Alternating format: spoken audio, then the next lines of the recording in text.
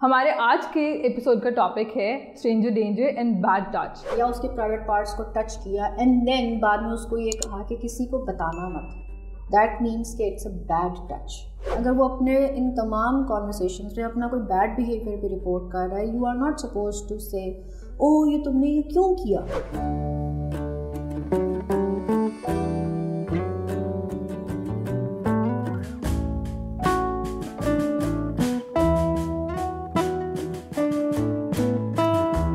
हमारे आज के एपिसोड का टॉपिक है stranger danger and bad touch and I am glad we have our expert clinical psychologist miss Asma Qureshi है। क्या आप हमें बता सकते हैं कि स्ट्रेंजर डेंजर है क्या, और क्या इसकी टिपिकल डेफिनेशन जो हम बच्चों को बता रहे हैं वो प्रैक्टिकल है भी या नहीं? Stranger danger is basically a state of mind जिसमें आप जब किसी भी अननोन बंदे को देखते हैं तो बच्चे के अंदर एक फियर, एंजाइटी, एग्नी, इनसिक्योरिटी जनरेट होती है और उसको बच्चे को ये भी फील होता है कि शायद ये जो स्ट्रेंजर है ना, that person is completely unsafe to me और मुझे इसकी तरफ से भाग जाना चाहिए। या बाज़ का बच्चे जो होते हैं फ्रीज़ हो जाते हैं out of fear, they get freeze. लेकिन जो टिपिकली आजकल हमारे यहाँ स्ट्रेंजर डेंजर की एक डेफिनेशन जो बहुत ज़्यादा प्रिवेल कर रही है, उसमें एक प्रॉब्लम जो कि रिसर्च बेस्ड ऑब्जर्वेशन में आ रही है वो ये कि बच्चे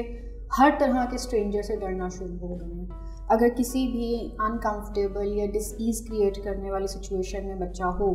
और वहाँ पर एक स्ट्रेंजर की तरफ से उसे डिस्कम्फर्ट फील हो रहा है, लेकिन दूसरा स्ट्रेंजर उसको बचाने के लिए जो बंदा उसकी मदद भी करना चाह रहा है, तो बच्चा उसकी मदद को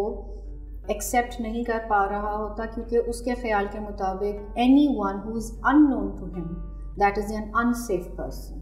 तो रिपोर्टेड केसेस में ये चीज़ भी देखने में आई है कि एक बंदा जो कि रेस्क्यू करने के लिए आगे बढ़ रहा था तो बच्चा उससे भी रन अवे कर गया and then ultimately he fall into the trap of more dangerous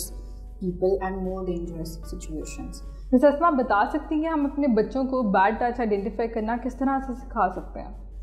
पहले तो बैड टच की आपको डेफिनेशन क्लियरली बच्चे को बताना होती है। बैड टच से मुराद सिर्फ और सिर्फ बच्चे के सेक्सुअल पार्ट्स को टच करना नहीं होता मुराद, बल्कि किसी भी तरह का ऐसा टच जो कि बच्चे के अंदर हार्म,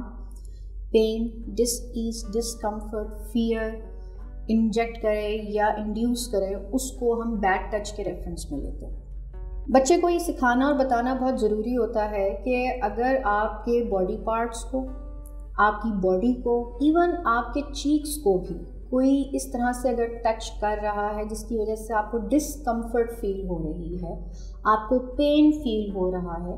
तो आपने उस चीज़ को रिपोर्ट करना है। जो भी टच आपके अंदर डिसईज क्रिएट करे या डिस्कम्फर्ट क्रिएट करे, that is a bad touch. और दूसरी बात है कि किसी भी तरह के बैड टच के बाद अगर आपको उस टच से रिलेटेड सीक्रेसी मेंटेन करने के लिए अगर कहा जाए,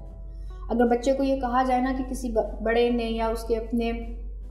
एज फेलो ने उसको सख्ती से ग्रैब किया या उसके प्राइवेट पार्ट्स को टच किया एंड देन बाद में उसको ये कहा कि किसी को बताना मत, दैट मीन्स कि इट्स अ बैड टच। क्यों? क्योंकि बैड टच इंड्यूस करने वाला शख्स भी डरता है कि अगर ये चीज़ रिपोर्ट हो गई तो it will create some kind of a crisis. So बच्चे को इस चीज़ की अंडरस्टैंडिंग आपने देनी है, being a parent, being a teacher, कि bad touch is not only related to the private parts, it is basically related to your whole body. क्योंकि मैनी केसेस इस तरह से भी देखे गए कि पहले चीक्स के साथ या हाथों के साथ स्टार्ट हुआ and then people approach to the private parts. So आपको कोई भी बंदा अगर आपके इन बॉडी पार्ट्स को भी अगर टच करता है तो child must be confident enough कि वो इस तरह के टच को भी रिपोर्ट करे या उसको फौरी तौर पे आइडेंटिफाई करके उसके बारे में स्टेप लें। और बच्चे किस मेंटल स्टेट से गुजरते हैं जब वो बैड टच एक्सपीरियंस करते हैं? उसमें सबसे पहला जो एक स्टेट होती है दैट इज़ ऑफ इनसिक्योरिटी। फिर दूसरी जो एक चीज़ होती है दैट इज़ ऑफ फ्रस्ट्रेशन, कि अगर बच्चे ने उस बैड टच को अप्रोच करने वाले बंदे को रोक नहीं सका या वो उसको कंडेम नहीं कर सका, तो उसको सबसे पहले ये फ्रस्ट्रेशन होती है कि why couldn't I do anything. Because in many of the cases bad touch usually बचपन में बच्चों के साथ एक्सपीरियंसेस उनको हुए हुए होते हैं, तो वो उसकी वजह से वो जब टीन एजिंग में जाते हैं या अडल्टहुड में जाते हैं तो वो उस वक़्त अपनी उन मेमोरीज़ को रीलिव जब करते हैं, उन्हें सबसे ज़्यादा जो तकलीफ़ होती है वो इसी चीज़ की होती है that I couldn't do anything in reaction. तो ये जो फ्रस्ट्रेशन होती है that is the first hand thing. फिर ऑब्वियसली जब उसको एक इनसिक्योरिटी होती है कि मुझे कोई भी शख्स आके मेरे किसी भी बॉडी के हिस्से को जब इस तरह से टच करेगा which is not pleasant for me, तो उसकी वजह से उसके अंदर फियर भी आता है। अच्छा, एक और बहुत इम्पॉर्टेंट फैक्टर जो कि यूजुअली लोग नहीं उसको समझ पाते, it induces shame as well, and that shame is called toxic shame. Toxic shame में उस बच्चे को ज़्यादातर ये फीलिंग्स आ रही होती हैं कि I am a worthless person, that's why I have been dealt in this way. मैं एक बहुत ही वर्थलेस, एक बिल्कुल ही जिसे कहते हैं ना एक earthworm kind of a person था, जिसकी वजह से किसी स्ट्रॉन्ग बंदे ने,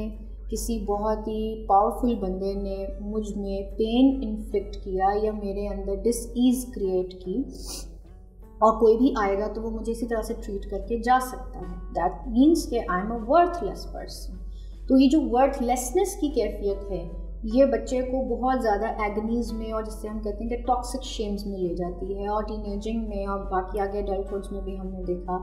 मेरे अपने प्रैक्टिकल एक्सपीरियंस में कि बहुत सारे बच्चे जो थे वो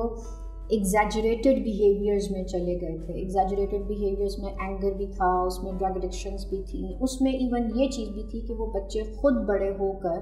या कुछ अरसे के बाद वो खुद चाइल्ड अब्यूज़ के कल्प्रिट्स बन गए थे।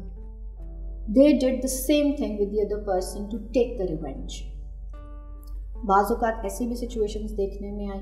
बाज़ औक़ात उन्होंने ये किया कि जो उनसे वीकर एंड पर जो बंदा था, जैसे कि उनका अपना कोई छोटा कज़न या उनका कोई छोटा क्लास फेलो या गली मोहल्ले में चलने फिरने वाला दूसरा कोई और छोटा बच्चा,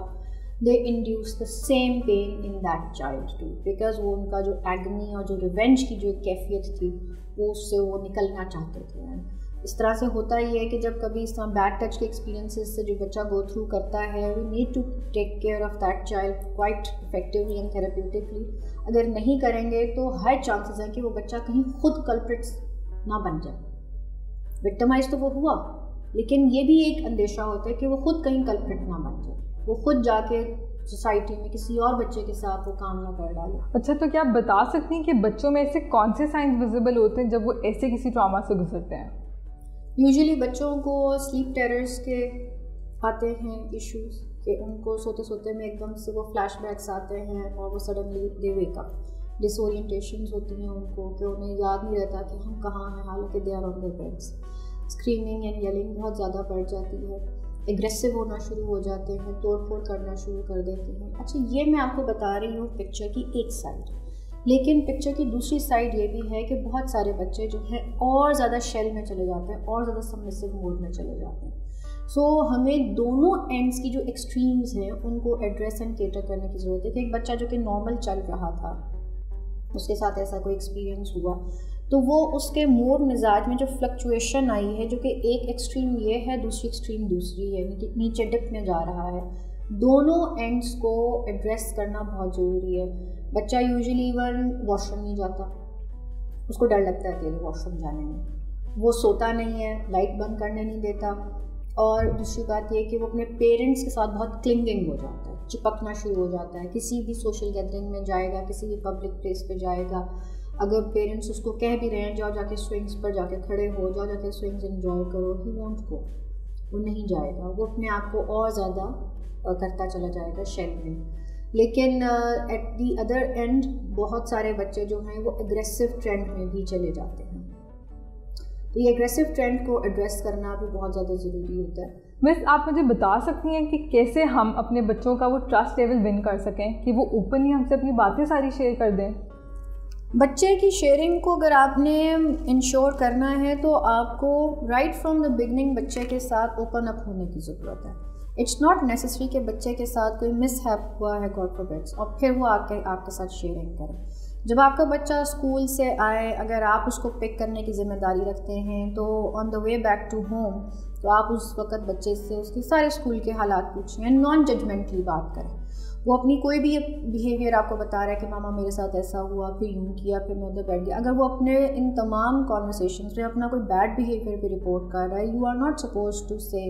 ओह ये तुमने ये क्यों किया। अगर आप इस तरह से करेंगे that will be a judgemental style, और वहीं पे बच्चा अपनी शेयरिंग होल्ड कर लेता है।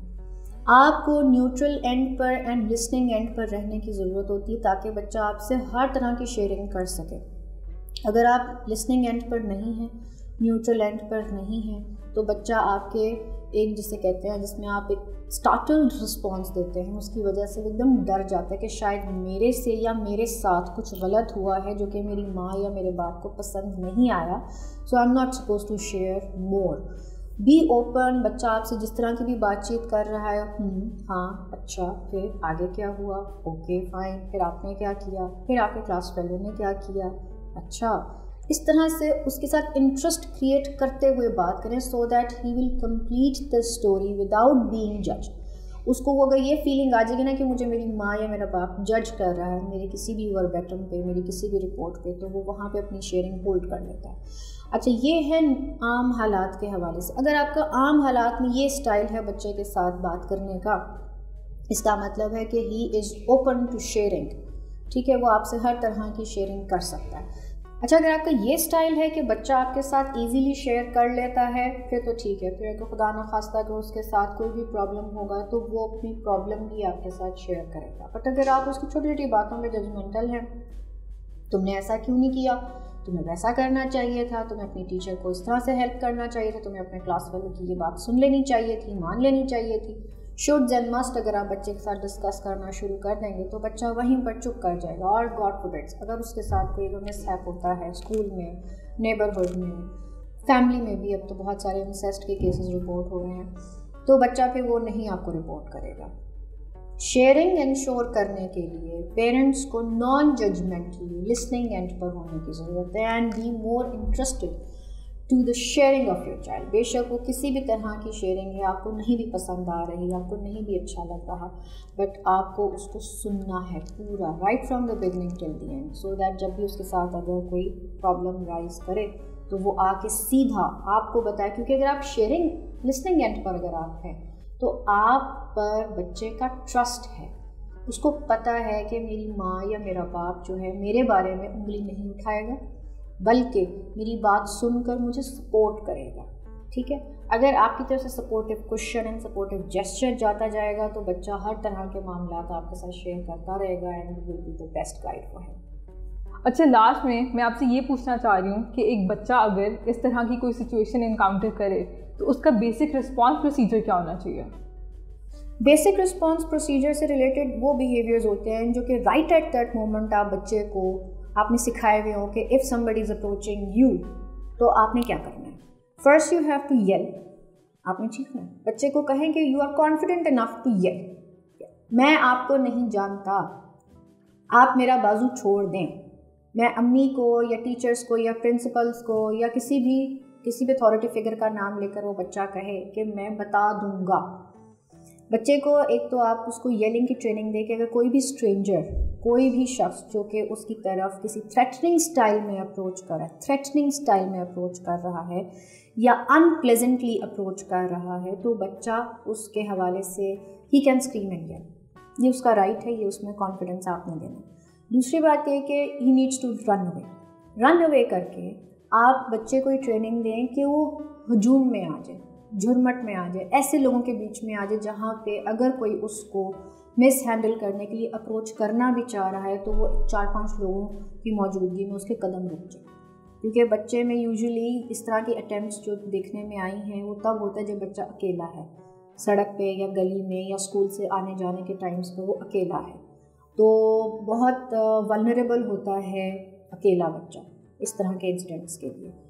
अगर वो फ्रेंड्स के साथ आता जाता है वेल एंड गुड, अगर वो स्ट्रीट्स में खेलता है, प्लेग्राउंड्स में खेलता है तो फ्रेंड्स के ग्रुप में एंड क्लोक्स में रहे। लेकिन अगर वो अकेला आता जाता है तो फिर कुछ सुपरविज़न ज़रूर आप मेंटेन रखें। तो एक तो अकेला ना रखें बच्चे को, दूसरी बात ये कि he can yell and he can run away.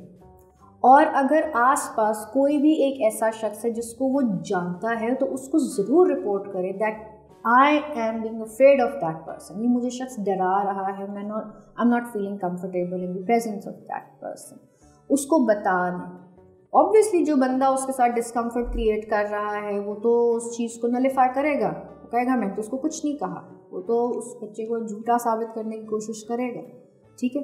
लेकिन you have to trust the verbatim of your child, क्योंकि बच्चे जो होते हैं उनके बारे में कहा जाता है ये बिल्कुल न्यूट्रल होते हैं। इस वजह से जो बच्चा आपको इस तरह की कोई भी रिपोर्टिंग अगर कर रहा है, ट्रस्ट द चाइल्ड, उसकी वर्बेटम को कभी भी आप फोगो ना होने दें, इग्नोर ना करें। कोई भी बच्चा अगर ये कह रहा है कि मैं इस शख्स की मौजूदगी में कंफर्टेबल नहीं हूँ, ट्रस्ट इट, और आप उस बच्चे को ज़बरदस्ती उस शख्स की मौजूदगी में मत भेजें, क्योंकि यूजुअली इंसेस्ट के केसेस भी हम रिपोर्ट हो रहे हैं। इंसेस्ट ये होता है कि फैमिली मेम्बर है कोई, नॉट नेसेसरीली, जैसे हमने अपनी कॉन्वर्सेशन के आगाज़ में स्ट्रेंजर डेंजर की बात की थी, अब तो इंसेस्ट के केसेस भी हैं। फैमिली का ही कोई सीनियर बंदा है जो कि बच्चे के अंदर कोई सेक्सुअल पेन या कोई हार्मफुल टच जो है या बैड टच को इन्फ्लिक्ट करता है। So child must be confident enough to report you and you need to trust the verbatim of your child, वो जो कह रहा है उस पर यकीन करें। That's it for today, mamas. आप हमें कमेंट्स में ज़रूर बताइएगा अगर किसी भी इशू के बारे में जानना चाहते हैं। Subscribe to our YouTube channel, press the bell icon and log on to bbplanet.pk because happiness delivered every time.